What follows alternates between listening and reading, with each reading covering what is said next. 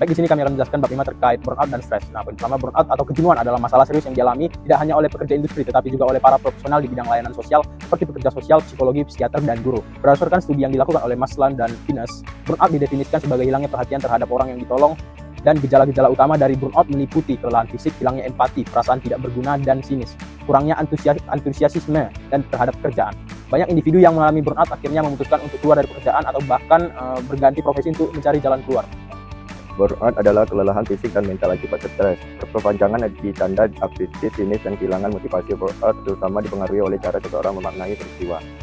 Stres punya 3 tahap alarm saat tubuh bereaksi cepat dengan hormon adrenalin untuk siap melawan atau menghindari, resistance saat tubuh berusaha pulih dan menyimbangkan diri, serta exhaustion saat stres berkepanjangan membuat tubuh lelah dan bisa menimbulkan penyakit seperti hipertensi atau stres solar bisa datang dari peristiwa nyata maupun pikiran. Jadi, mengurangi stres bisa lewat mengubah situasi penyebabnya atau cara kita memandangnya. Burnout sendiri muncul pada saat pikiran negatif membuat kita merasa putus asa dan kehilangan motivasi. Baiklah, di poin berikutnya adalah apa penyebab daripada stres dan burnout tersebut ya. Ada yang namanya faktor struktural, jam kerja berlebihan seperti karir buntu ya, kerja banyak, pelatihan kurang, gaji rendah, tidak dihargai klien, supervisor, minim kewenangan, sistem tidak responsif, kondisi kerja untuk diskriminasi gender ya, perjalanan dinas, terisolasi, tidak punya kehidupan sosial. Kemudian harapan tidak realistis, pelayanan dianggap bisa selalu sempurna, dihargai tinggi, birokrasi responsif cepat, naik status sosial. Kemudian ada yang namanya faktor individu dan klien, yaitu kurang istirahat, pembagian tugas tidak adil, banyak tugas profesi pertolongan ya, dengan masalah berat, gangguan emosional yang sulit disembuhkan.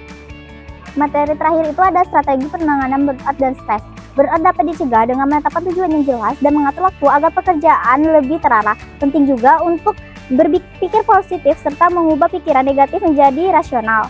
Optimal. Stres bisa dikurangi melalui relaksasi, pernapasan, meditasi, dan olahraga teratur yang menyehatkan tubuh. Selain itu, menjalani hobi, aktivitas menyenangkan, serta humor membantu menyegarkan pikiran. Dukungan dari keluarga, teman, atau rekan kerja sangat penting untuk memperkuat mental. Untuk menghindari kejenuhan, perlu adanya variasi kerja, dan jika menghadapi situasi sulit, sebaiknya dihadapi secara rasional atau diterima dengan lapang dada.